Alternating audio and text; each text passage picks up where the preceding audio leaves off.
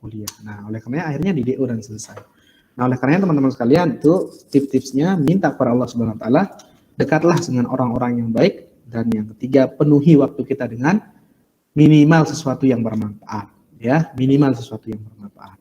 Baik bermanfaat bagi diri kita, olahraga itu bermanfaat bagi tubuh kita. Apalagi baca buku itu luar biasa. Nah, kita punya pilihan untuk kita senang dimanapun. Ada orang yang senang main game, seharian main game, 24 jam main game, ada, lupa sholat dan seterusnya, ada orang yang seperti itu. Apakah mungkin ada orang yang sehari full 24 jam dia kerjaannya, mohon maaf teman-teman sekalian, maksiat aja ada? Siapa? Penjual, pedagang yang takarannya itu dia kurangi, gitu ya, menipu. Siapa lagi? Yang riba, itu kan Masya Allah banyak sekali. Tapi ada loh orang-orang yang setiap harinya kerjaannya full 24 jam ibadah kepada Allah Subhanahu wa taala. Lihat tuh sekarang yang sedang luar biasa ini menjadi motivasi kita, inspirasi bagi kita. Orang-orang yang hafiz Quran, tuh kan 24 jam tuh, Masya Allah. Bisa baca buku, orang yang doyan baca buku untuk pengetahuan. Ada orang yang olahraga untuk kesehatan. Yang penting jangan lupa sholat gitu kan. Boleh. Kita mau jadi apapun boleh. Bahkan jadilah orang yang luar biasa, sukses dimanapun. Jadilah ilmuwan yang hebat. Jadilah penemu-penemu yang luar biasa. Jadilah pengusaha yang uangnya banyak. Jadilah apapun yang kita ingin jadi, tapi ingat, jangan lupa untuk beribadah kepada Allah Subhanahu wa taala. Karena hanya dua saja tugas Allah Subhanahu wa taala mengutus kita ke atas muka bumi ini. Yang pertama, tidaklah kemudian Allah mengutus kita ke atas muka bumi ini kecuali untuk beribadah kepada Allah Subhanahu wa taala, ya. Wa ma khalaqtul insan liya'budun, ya. Jadi tidak diciptakan manusia kecuali untuk beribadah kepada Allah Subhanahu wa taala. Jadi tugas kita hanya beribadah. Apa yang kita kerjakan itu beribadah kepada Allah Subhanahu wa taala. Jangan membatasi ibadah itu hanya sholat, sedekah, puasa, zakat, naik haji, enggak. Kalian untuk ilmu itu pun ibadah. Niatkan karena Allah, ingin menambah wawasan, berbakti kepada orang tua, ibadah. Selama kalian masih berada di tempat rantauan, kalian ibadah. Semuanya adalah ibadah. Semua berpotensi untuk menjadi ibadah di sisi Allah Subhanahu wa taala. Nah, oleh karena teman-teman sekalian, yang kedua, selain beribadah kepada Allah, tugas kita adalah menjadi khalifah. Khalifah itu adalah menjadi pemimpin. Bagi apa yang kita pimpin? Kelak, sekarang mungkin apa yang kita minimal menjadi pemimpin bagi diri kita. Menjadi pemimpin bagi keluarga, mungkin kita masih punya orang tua yang memimpin kita.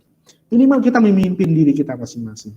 Kelak kita akan menjadi seorang ayah, seorang ibu, menjadi kakek, nenek. Bahkan mungkin ada yang menjadi pejabat, bupati, gubernur, ada yang menjadi menteri, ada yang menjadi bos, ada yang menjadi direktur, dan lain sebagainya.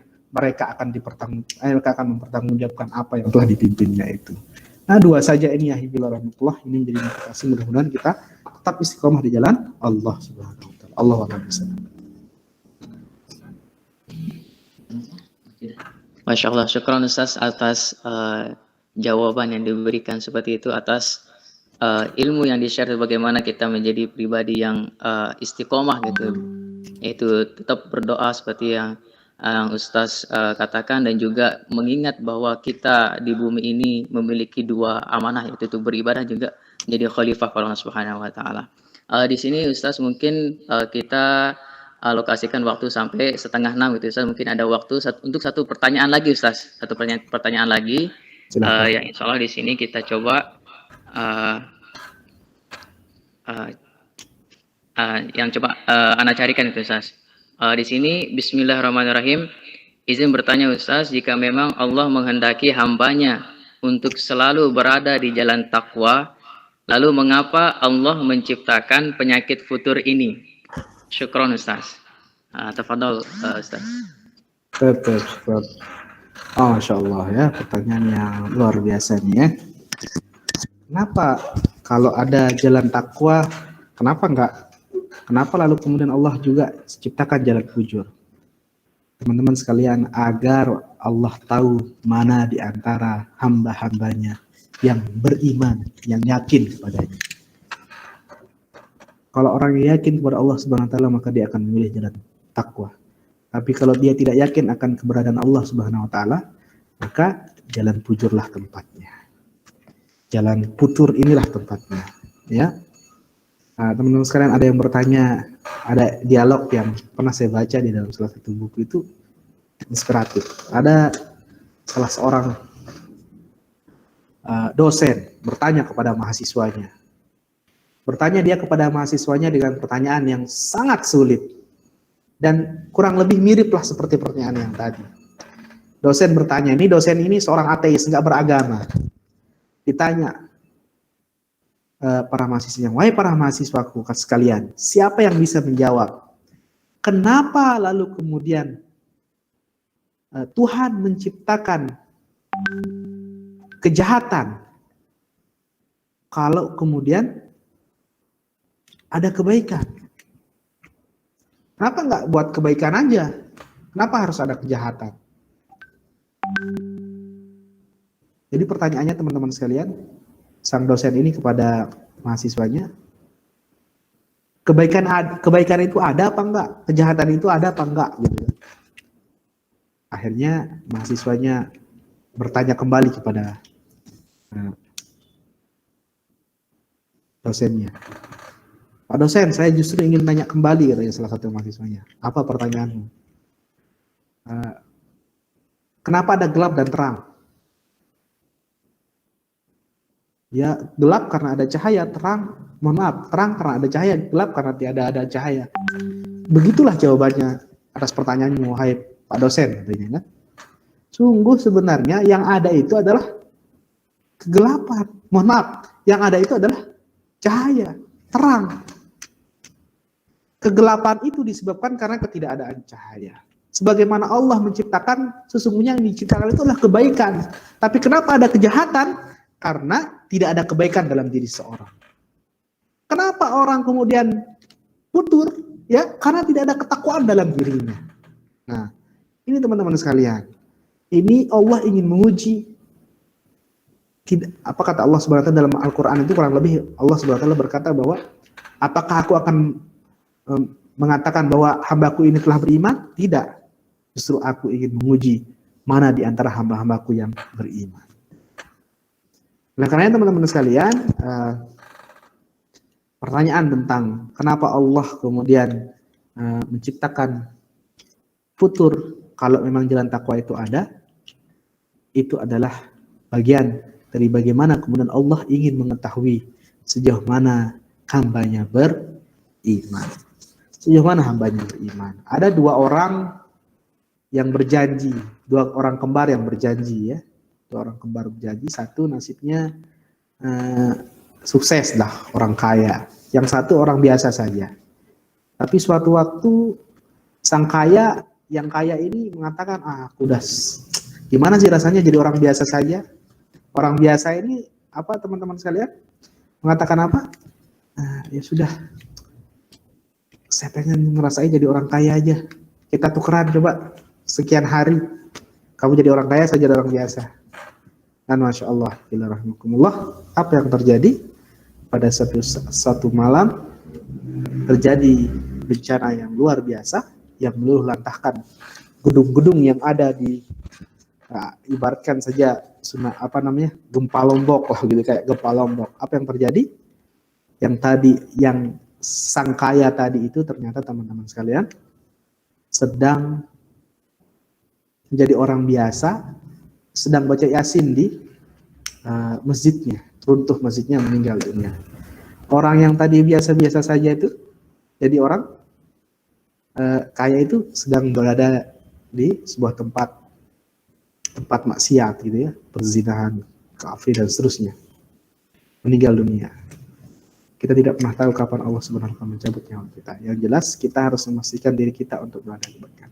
Bagaimana kemudian kalau kita berbuat salah? Apakah itu adalah kehendak Allah? Oh, tidak, teman-teman sekalian. Allah Subhanahu wa taala mengatakan bahwa Dia sangat mencintai orang-orang yang ketika dia berbuat salah lalu dia bertaubat kepada Allah, dan Allah sangat menyukai, mencintai orang-orang yang bertaubat kepadanya. Tugas kita biasa aja, kalau salah ngaku aja, jujur ya. Kalau katanya dosen saya itu di setiap khutbahnya di Masjid Babul Hikmah Undrawan itu, beliau mengatakan, mengutip salah satu ulama menafsirkan ayat tentang ya ayyuhalladzina amanu taqullaha haqqa tuqatih, sebenar-benar takwa itu adalah sejujur-jujur takwa. Bertakwalah kalian kepada Allah katanya dengan sejujur-jujur takwa. Udah jujur. Udah kalau salah hati bilang salah, maaf aja gitu.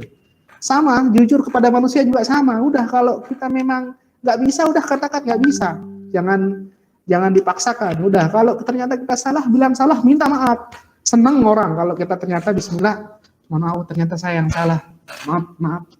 Bahkan kita diapresiasi oleh manusia. Bagaimana dengan Allah? Allah sangat cinta itu. Kalau kita salah, berbuat maksiat, berbuat dosa, di jalan putur, kembali lagi kepada Allah Subhanahu wa taala, Allah akan membalasnya kita. Begitu teman-teman sekalian, jangan sampai kemudian kita terjerumus dengan kefuturan ini, kita senang dengan pada zaman kefuturan, dan teman-teman sekalian mohon maaf, sungguh bencana yang paling berat bagi manusia, bagi hamba Allah Subhanahu wa taala, bagi kita manusia, hambanya ini bukan ketika dia kehilangan harta, bukan ketika dia diambil anak dan istrinya, bukan ketika dia nggak lulus ujian nasional gitu ya, atau di DO misalkan, bukan, sungguh bukan. Tapi justru nikmat atau musibah yang paling besar bagi seorang hamba adalah ketika keimanannya dicabut dari hatinya.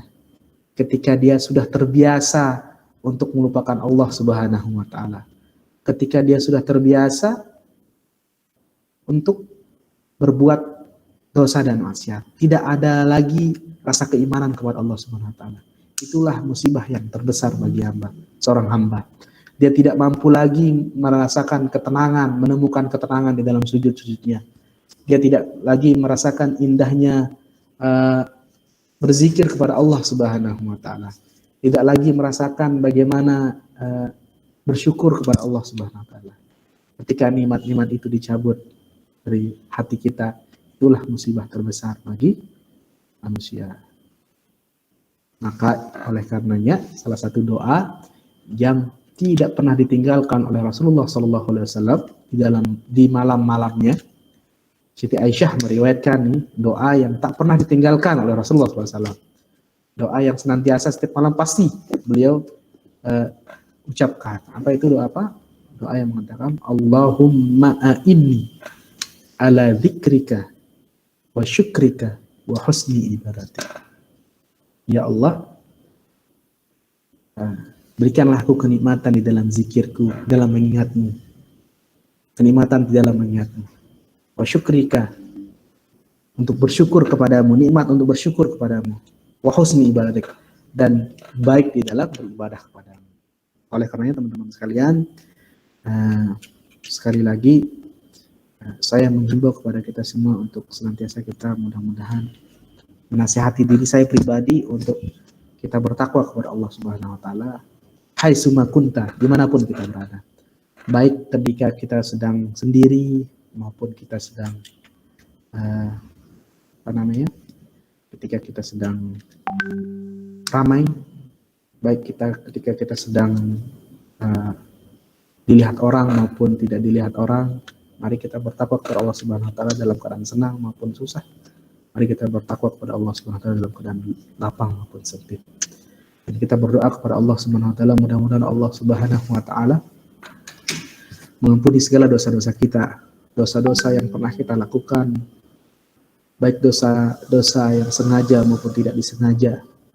Mudah-mudahan Allah Subhanahu wa taala mengampuni dosa-dosa kita, dosa-dosa yang kita lakukan baik siang maupun malam, dosa-dosa kecil maupun besar, dosa-dosa kaki kita yang mungkin pernah melangkah kepada jalan keburukan, mata kita yang masih sering melihat sesuatu yang bukan menjadi hak kita, tangan kita yang masih sering kita gunakan untuk sesuatu yang salah, mulut kita, bibir kita yang sering kita gunakan untuk membicarakan orang lain, akal pikiran kita yang sering kita gunakan untuk sesuatu yang tidak pada tempatnya. Mari kita berdoa kepada Allah Subhanahu wa taala, mudah-mudahan Allah mengampuni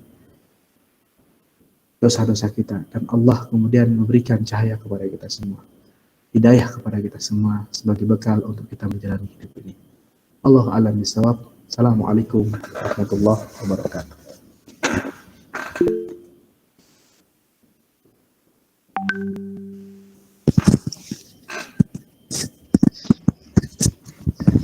Alhamdulillah Rabbil Alamin. Sangat menarik apa yang disampaikan oleh Ustaz atas jawaban-jawaban diberikan dari pertanyaan-pertanyaan peserta kajian pada sore hari ini, bahwa kenapa kita bisa futur seperti itu, kenapa bisa ada niat jahat dalam diri kita, karena mungkin dalam diri kita sudah tidak ada lagi mengingat Allah, sudah tidak ada lagi kebaikan dalam diri kita yang kita canangkan dalam diri kita seperti itu. Iwafillah.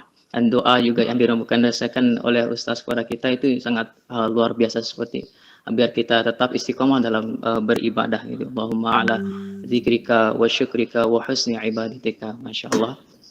Baik ikhwafillah, karena di sini kajian Rabu sore yang kita alokasikan adalah sampai pukul 17.30. Jadi izinkan Ane untuk sedikit memberikan kesimpulan terhadap kajian yang diberikan sebelum kita menutup kajian Rabu sore kita pada sore hari ini seperti itu. Di antaranya adalah ada beberapa penyebab futur yang memang tadi Ustaz sudah berikan kepada kita. Yang pertama adalah berlebihan dalam beramal seperti itu. Berlebihan dalam beramal ini maksudnya di antaranya adalah mendahulukan yang sunnah daripada yang wajib seperti itu. Padahal yang harus didahulukan adalah yang wajib. Terus yang kedua adalah memisahkan diri dari jamaah. Terus yang ketiga sedikit mengingat kematian, dan yang keempat adalah jatuh ke dalam lubang maksiat. Dan adapun solusi yang diberikan oleh Ustaz kepada kita yang insya Allah kita sama-sama amalkan dalam kehidupan kita, yaitu yang pertama manajemen waktu kita dalam beribadah. Terus yang kedua adalah kita senantiasa produktif dalam hal kebaikan dan juga beribadah. Dan yang ketiga adalah arahkan jamaah. Jangan sampai kita sendiri seperti itu.